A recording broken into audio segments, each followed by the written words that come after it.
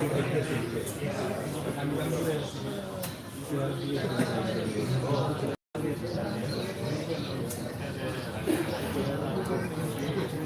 মিজানুর রহমান আজারের কথা আছে, শুক্রবারে যদি ঈদ হয় তাহলে মনে করেন শুক্রবারে জুম্মার নামাজ পড়া লাগবে। ভালো তো জুম্মার নামাজ পড়তে হবে। এটা তো ঠিক আছে, ওই কাছে হাদিসে বলে এরকম আইছে যে জুম্মার নামাজ পড়া লাগবে না, অন্য খুঁজবা হয় না। আমরা যে ঈদের নামাজে তো খুঁজবা পড়ি করে না, তা দুইটা খুব পেয়ে যাবে।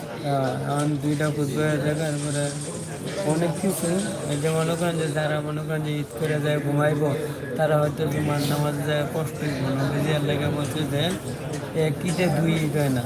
আমরা কি করি যে শুক্রবারে তো এটা গরিবের হজের দিন, হ্যাঁ, এটা তো এটি অনেক